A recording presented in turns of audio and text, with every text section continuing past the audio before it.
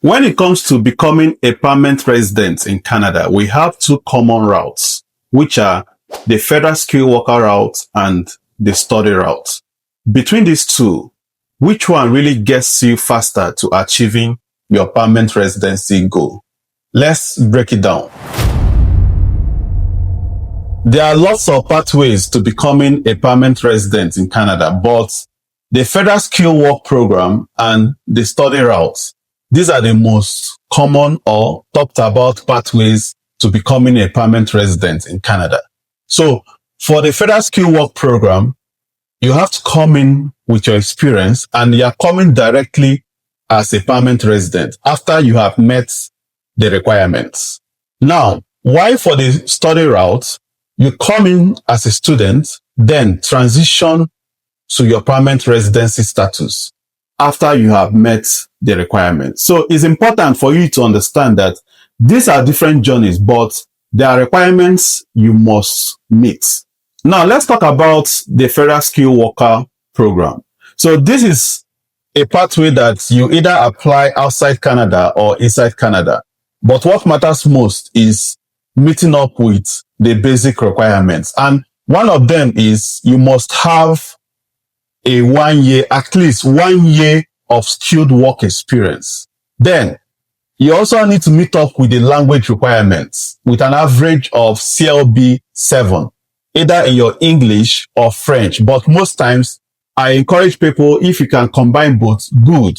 It will boost your scores. Now the next one has to do with your educational assessments. So there's these bodies, up to 5 or 6 of them, that handles your academic assessments. So you need to assess your degree. The next one has to do with your age. So there are factors that affect this pathway. Your age comes into play.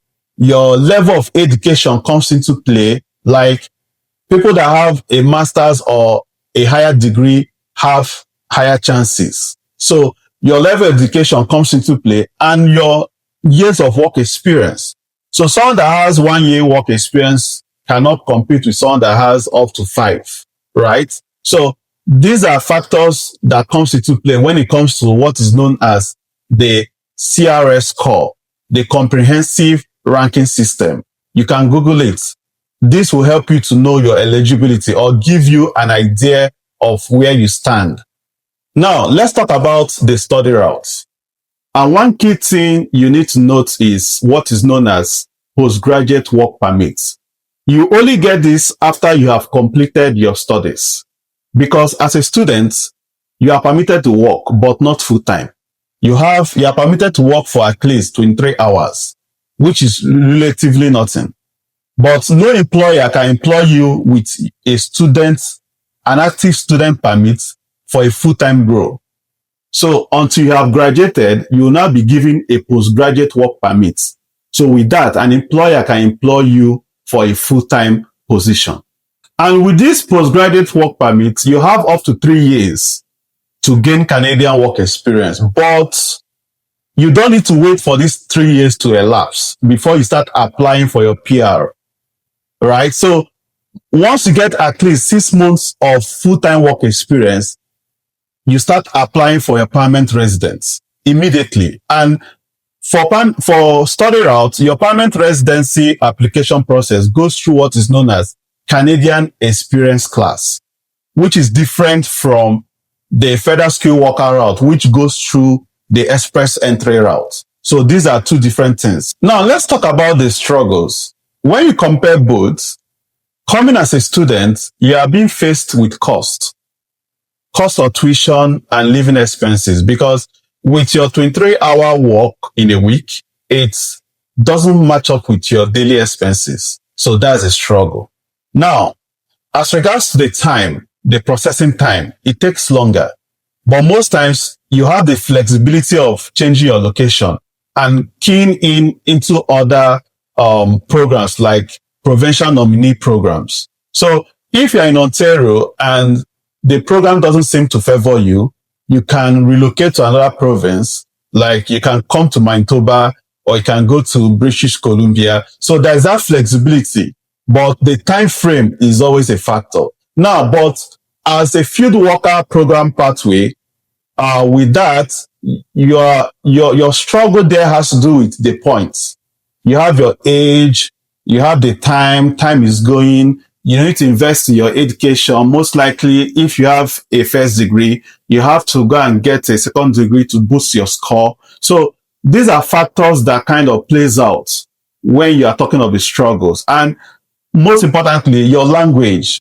You need to increase your scores in your language just to match up with the CRS score. Because I think most recently, as at January 21st, the cutoff points, they did a draw. So the cutoff point for Federal Skill Work Program was 509.